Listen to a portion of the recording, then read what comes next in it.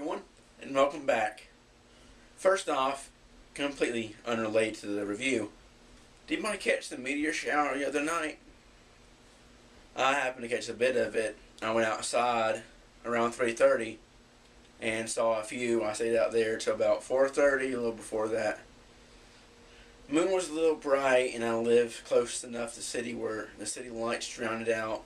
But at least I was able to see a few, and it was pretty cool. Anyway, let's get into the review. I really like this episode, and it's good that I like the series, how it's going and everything. I think it's still going strong and stuff, because even when I first saw the previews, it got me interested and got me a little excited, but I was like, I could really see this show bombing. And while other people don't like it, other people see that it has bombed, I personally like it. I'm obviously still doing the review, so I always like it. Now, this episode was a little slow at first. It really started to pick up, develop the characters more, get more tense, get in the story more, and everything. So let's get into it. Now, this is just a small thing. This is what I like. A little bit of thing I like about the character development. This could go either way. This is what I kind of see happening. When Emma was talking about her mom and how she left her, she had made some remark about, how her condition wasn't the easiest to deal with, and she made a smart remark, which was kind of sad, too. Norma, felt sorry. She was like, oh, you poor thing, you shouldn't have to go through that. Something along those lines, and gave her a big hug, which makes me wonder if maybe Norma's going to become a mother figure to Emma. That could or couldn't be, but it was a nice interaction between the two characters. You really don't see Norma interact with Emma much, except for in the first episode, I believe it was, when I pointed out that it was a little weird that she really, talked about Emma's condition and asked her how long she had to live straight out. Now she's acting a little nicer to her. Who knows where that's going to lead? I'm at least interested enough to see if it goes anywhere. Another thing, I found this weird, but I really liked how they did it. And somebody on Facebook, I believe, I don't remember who it was a random comment. Maybe it was on the A&E website, I don't remember exactly. But they pointed out that Norma treats Norman kind of like a husband in the relationship that they have. I think that's a good point. I kind of see that. It's definitely not a mother-son relationship. We know that much already by watching the series, but, it's great for their characters, it's great for the show. It really builds tension and everything. But this episode, Norma did something weird. I found it to be quite weird myself. When she was talking to Norman, they were sitting there, she grabbed onto his arm and was hugging him. That's what you do to a date or someone that you have a romantic relationship with. Like a spouse, a husband, wife, whatever, even just a regular date. Unless I'm missing something that I've never seen before. My mom never did it, and I'd be fucking weirded out if she did. That's not the way you hug your son. It's just a little too much, a little too close, and it's awkward. But this is what the series excels in, the awkward relationships and everything, the psychoticness or whatever of all the characters, or at least most of the characters.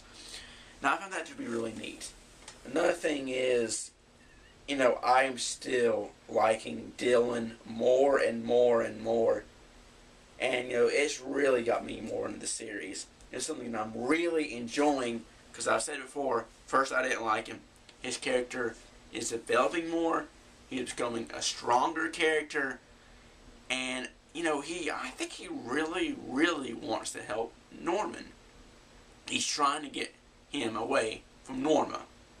Trying to pull him away because he knows that she's just too dramatic. The relationship is not healthy. They're way too close in a bad way.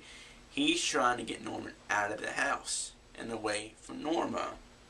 Maybe not permanently, but at least just sever and weaken that bond. And honestly, that's what Norman needs. His character needs to get away from Norma because she is just she latches on. She doesn't let go. Jeez, man. And another thing about Dylan was he was right. You know, he was right about how Norma is, how she's like too dramatic and everything. He hit the nail on the head. He's right, and you know he's becoming a smarter character. He's just not, like I said the last review or last couple reviews, he's not just, you know, I'm the big tough guy. I had a bad childhood and I'm pissed off. Rah, rah, rah, rah, rah. And that's why I didn't like him at first, because that's how stale his character was. He's growing past that. He's maturing more.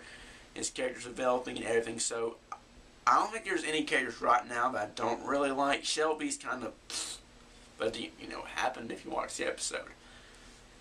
Now, before I get into the whole gunfight thing, because that was one of the big things I liked about it, just jump between two parts of the episode. One, when Dylan was talking about how he believes Norma killed Norma's father. And I had been suspecting that the whole time.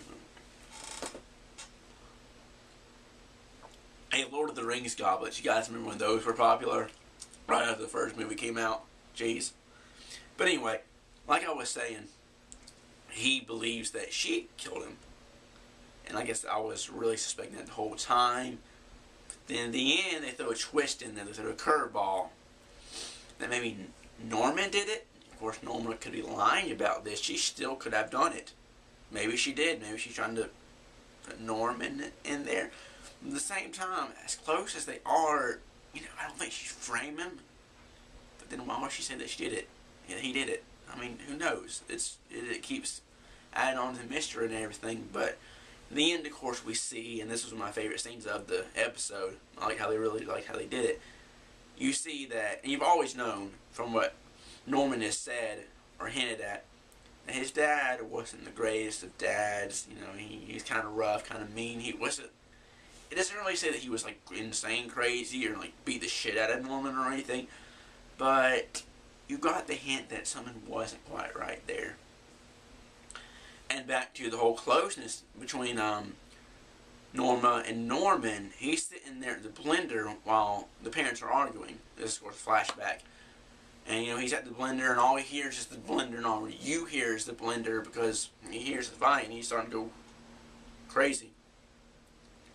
And so, of course, he hits the father of the head, kills him, and then Norma sets it up to make it look like an accident. But in the past, in the flashback, and even in like the present day, when the episode ended, Norman is just like standing there. He's just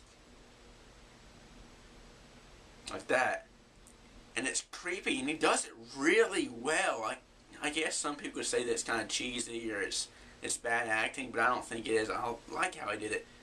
He looks creepy as shit. I mean, if you walked outside your house and some guy was sitting across the driveway or whatever, across the road staring at you, you'd probably call the fucking cops or at least lock the doors.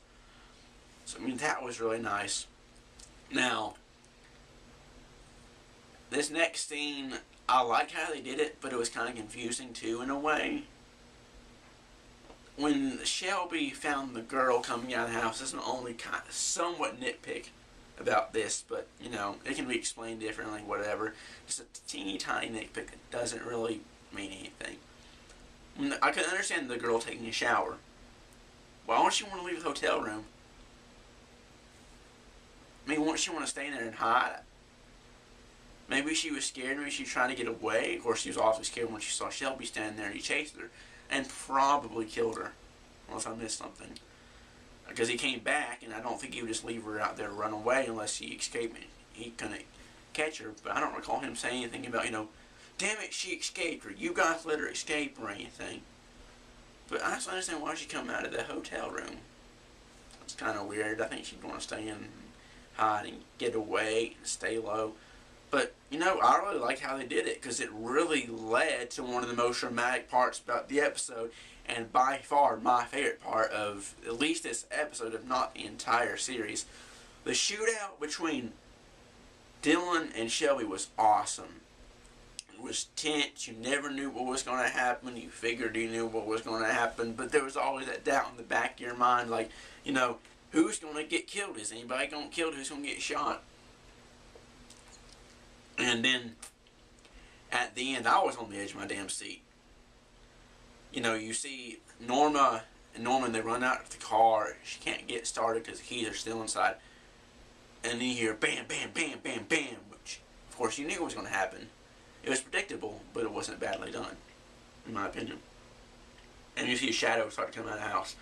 And you're like, oh shit, oh shit, oh shit. You're half thinking, oh, it's Shelby. You're half thinking it's still, and you don't know what's going on. And it's Shelby, and you're like, well, no, what's going to happen? You know he's not going to kill Norma and Norman. You know the main characters aren't like that, aren't going to die, but it's one of those things, you wonder how they're going to get out of it. What are they going to do to get away?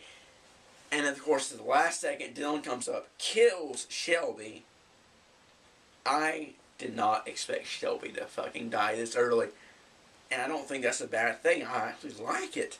Because it's really going to build up stuff for the next couple episodes. So yeah, this was one of my favorite episodes. And I cannot fucking wait till next week. I mean, you know, of course, you've seen the previews, the next episode. That the sheriff, I don't remember his name off the top of my head, see Shelby dead there. You know, obviously he's dead. He's not going to live the whole time. But, man, it looks exciting as hell. Because, you know, the sheriff, he knew Summer. He may be in on it. And this is another thing that I found weird about it. They kept saying, let's go to the cops, let's go to the cops. And at first I couldn't understand Norma's reasoning about not wanting to go to the cops. Until she found the belt. Of course they disposed of the belt. But why would all these characters want to go to the cops? They know at least one's fucking corrupt. So why would you trust the others? Of course, Norma said go to the FBI, so that's cool. And, oh god, next week. Next week's going to be fun because, like I mentioned in another review, I watched Castle, The Following, and of course Bates Motel. But Warehouse 13 comes on again next week. Hey, yes. Can't wait. So next Monday's going to be really exciting. I'm going to try and get the review up. This one's a couple days late. Not that bad. But yeah, I hope you guys are still following me. I hope these reviews are fun for you. And, you know, I really got excited in this one, especially with that last part. But anyway, I'm having fun with these. Hope you guys are too. Peace.